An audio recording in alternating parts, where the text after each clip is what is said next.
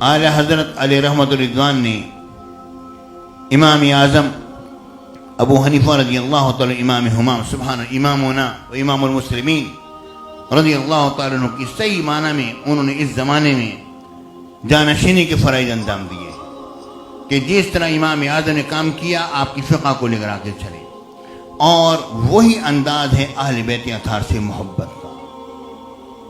میں بات کو مختصر کر رہا ہوں، وقت بہت ہو گیا۔ میں بات حالانکہ میرے ذہن میں تھا میں کچھ بولوں گا، لیکن میں نے بات کو بالکل شارٹ کٹ انداز میں کر دیا۔ پیارے ساتھیوں، امام اعظم کون ہیں؟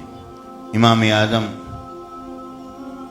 پیارے ساتھیوں امام زید کے شاگرد ہیں، زید بن علی بن حسین بن علی بن ابی طالب۔ 2 سال تک امام اعظم نے امام زید سے تعلیم حاصل کی۔ امام اعظم کون ہیں؟ جو امام جعفر صادق سے انہوں نے فیضان کو حاصل کیا۔ امام اعظم کون ہیں؟ جنہوں نے کہ حضرت امام محمد نفس زکیہ کا مکمل طور پر ساتھ دیا۔ امام اعظم رضی اللہ تعالیٰ عنہ آپ جو ہیں، آپ نے اہل بیت اطہار کی محبت میں کوڑے کھائے، اور اسی محبت کے صلے میں ہی آپ کو زہر دیا گیا اور آپ کی شہادت ظہور پذیر ہوئی۔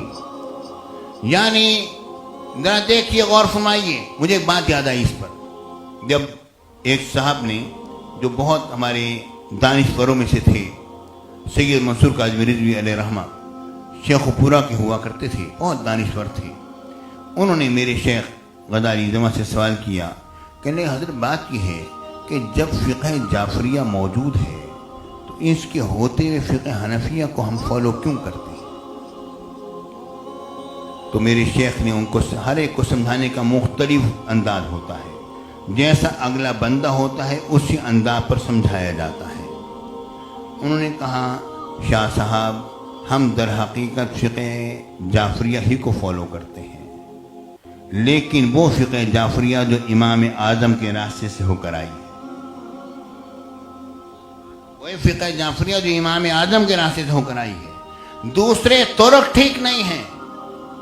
اور یہ آپ دیکھیے، امام جعفر صادق کی سیرت طیبہ کو پڑھ کے دیکھیے، انہوں نے فرمایا کہ ابو حنیفہ نے جس طریقے سے دین کی حفاظت کی ہے وہ انوکھا انداز ہے، اور پھر آپ کھڑے ہوئے اور آپ نے امام اعظم ابو حنیفہ رضی اللہ تعالیٰ کی پیشانی مبارک کو چوما۔